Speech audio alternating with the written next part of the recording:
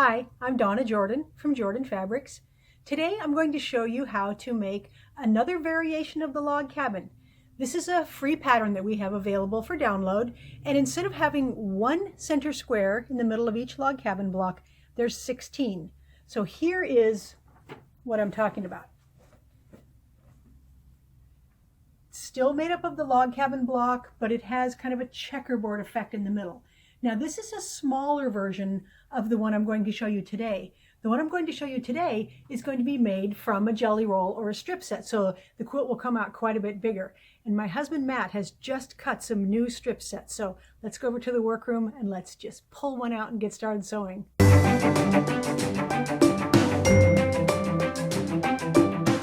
This is what we call our fresh cut area. These haven't even been packed up yet. Freshly cut, just tied up. So this is the roll we're going to use, and it's about half light and half dark, which is perfect because that's what you need for a log cabin, about half light and half dark. So let's take this over to the cutting board and I'll show you how to make the sub cuts. Let me tell you a little bit about the pattern. This is one that we have as a free download here that calls for 18 dark prints and 18 light prints. Now my roll that I'm using today has only 16 light prints and 24 darks. So I've picked one of the fabrics from the roll and I'm going to cut 2 extra light strips. Then I will have the right amount of lights and darks.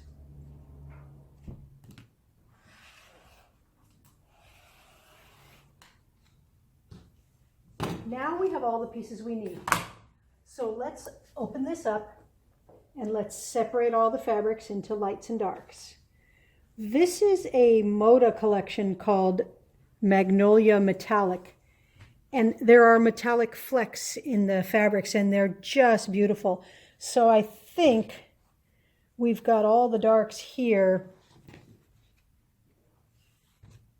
a couple mixed in here. Those would also be considered darks, and this guy, but the rest are all lights. So now I've got 18 lights and I've got 24 darks. So when I cut it, I'll end up with a few extra pieces, but that's okay because then we can have enough diversity to work with all the different greens and reds here.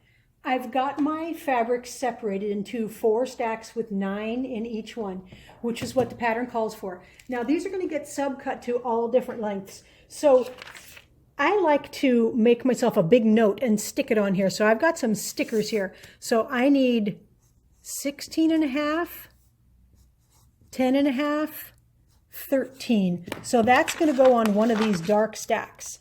And that way, if I have to leave and I go back and forth with the pattern, I won't mess up. The next one gets 14 and a half, 12 and a half, and 13. That's the last stack of lights. Now, when I do my cutting, I'm going to work with 1 stack at a time, and I'm going to take this sticker and I'm just going to put it up there while I cut this stack. And when I'm done with this stack, I'll throw that sticker away and I'll get the next stack and I'll put that sticker up there. That way I won't get mixed up as to what's cut and what is not cut. I've taken my first stack of lights and I've opened them all up and laid them very carefully right on top of themselves. So I have 9 layers here and I'm comfortable cutting 9 layers. If you want to cut fewer layers, then you can make this half as thick. Now the 13-inch piece.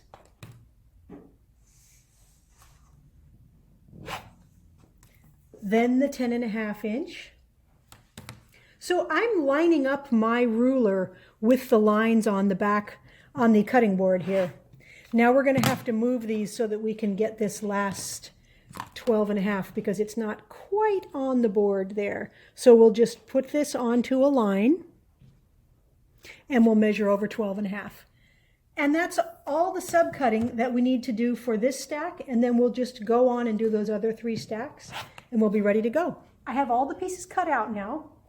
All of the 13-inch lengths we're going to sew side by side to make our little squares that go in the middle of the blocks. These are all the different length logs that we need for the log cabin blocks. So we only had a little bit left over, which I like. I don't like it when we have a whole bunch of waste, but there's barely anything left here. Now we're going to take our 13-inch lengths over to the machine and we're going to sew them together. Now we're going to take 4 of these 13-inch strips, 2 lights and 2 darks, and we're just going to sew them side by side. So it doesn't matter which 4, but make sure that they are different. So we're going to do a dark and a light and a dark and a light. And I'm just going to sew them side by side.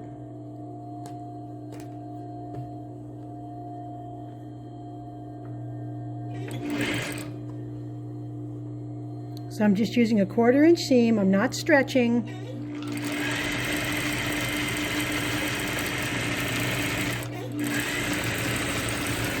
And I'm going to finger press the seam allowance toward the dark fabric every time here. So I'm just going to open it up and draw my fingernail down there just to make it stay for a little while till we get to the ironing board.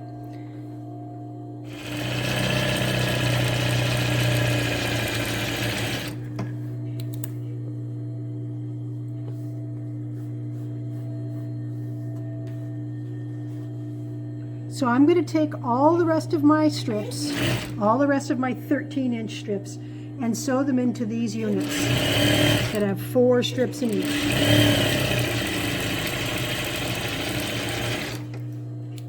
And just finger press to the dark side every time. Now I'm going to want to end up with a bunch of these 4 strip units, but I'm not actually going to make them 4 at a time. I'm going to chain piece. So I'm going to take a dark and a light, and I'm going to take them 2 by 2, and I'm going to do that for all the rest of these pieces. And then when I'm all done, I'm going to snip them apart and just put 2 of those together and chain piece those. That's going to make this process go a lot faster. So just keep taking 1 dark and 1 light and do that for the whole stack.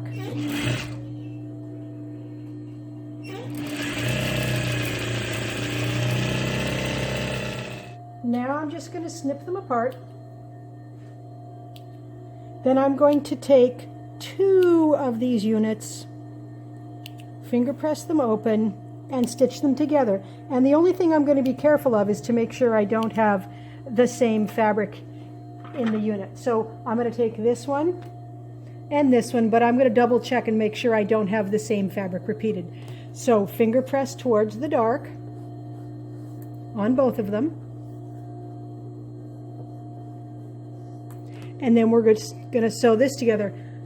And I'll do that again with the whole stack, and then this whole process will be done. I've already got them finger pressed, so they're pretty flat, but I just want to give it a little ironing here. You can flip it over if you like to make sure your seam allowances are going the way you want. I want them towards the dark. When you've got it nice and flat, then you can add a little bit of steam. And they do iron up really fast. So I'm going to go through and do the whole stack like that. And then we're going to cut these the other way so we can make our little checkerboard patchwork. Now I've got all the strips sewn into little 4 strip units. And I'm going to cut them the other way. So we're going to have some 2.5 inch pieced units. I'm going to cut more than one at a time. So I'm going to put another one on top of here. Since the seam allowances are going different directions, they're kind of nesting. So it makes it really flat for me to cut like this. If you're not comfortable cutting multiples, you can do them one at a time. You can also just stagger them like this. As long as they're straight, parallel, you can cut them all at the same time, and it'll save a lot of cutting. So I'm going to cut all those all at once. I'm going to do 4 cuts here. So I really only need 10 inches, and I've got 13. So I've got quite a bit of extra here. So let's slide this down just a little. And I'm going to hold it tight. And I've got my weight right on all of this. I don't need a weight here. I can just use my own body weight here. And now I'm going to move my ruler over 2.5 inches, and I'm lining up with the cutting board. So I'm lining up with the lines on here. So that's what we've got. We've got a whole bunch of these, and we are going to take 4 different ones, and we're going to make sure we alternate darks and lights, and we're going to make some little patchwork. Here's all of my strips cut up into the 2.5 inches. You want to pick 4 of them, and it doesn't really matter which 4 you pick, but you want to have light, dark, and just pick a variety. It really doesn't matter what's going next to what. I just try not to get, I probably wouldn't use the same unit twice. But we've got quite a few to pick from. So now I'm going to sew them together. Now, since the seam allowances are all going towards the dark fabric, they're all going to be going in opposite directions when we go to sew these together. That's going to make that seam really flat and stitch up really fast. So match up all your corners there, 1/4 inch seam.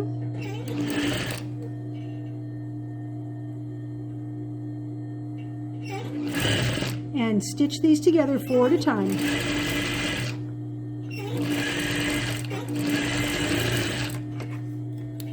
And you can finger press to one side. It doesn't matter which side you press it to. I'm going to press them all to the right. So now this one's going to go next. Again, all the seam allowances are going towards the dark. So you can see they're just going to butt up right next to themselves there. They're going in opposite directions, and they sew really fast.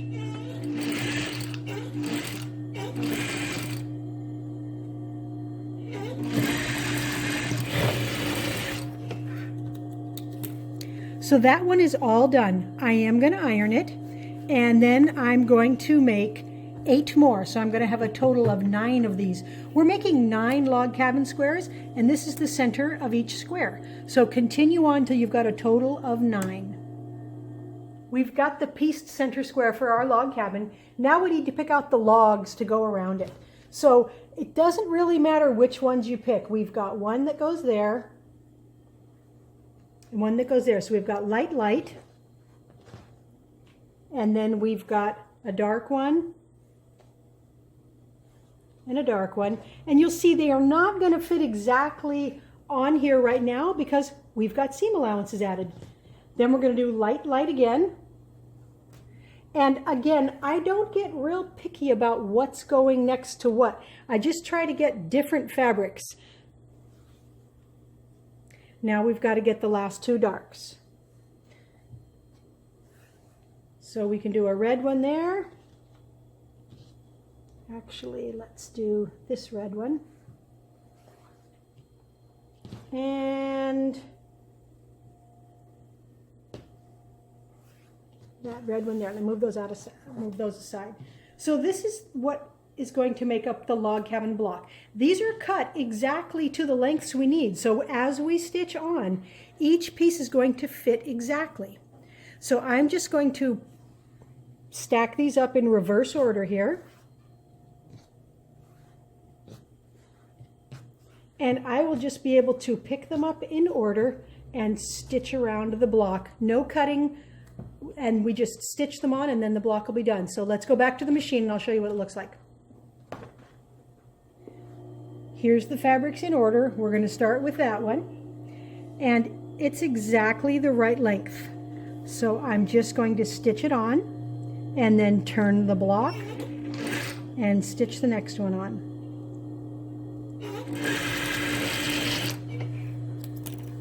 Now we're going to turn it. See, I turned it 90 degrees, opened it up, and finger press this away. We're going to finger press all of the logs away from the center. Now the next piece, it's going to fit on there just right. So take a couple of stitches, line this up,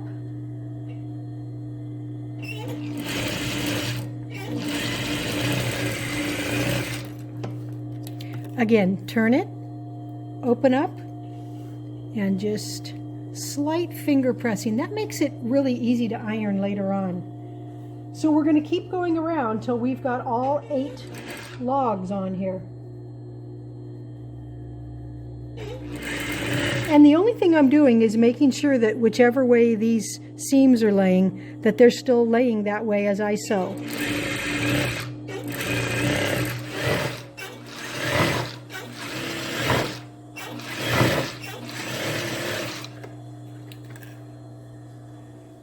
here's the very last strip for the log cabin block. Now, because we are using strips from a strip set, they're cut on the crosswise grain. They have a lot of give, so I don't know if you can see this, but you can really stretch this piece. So you have to be careful when you're sewing that you don't stretch them too much. You can always iron them back in place if you get them stretched out.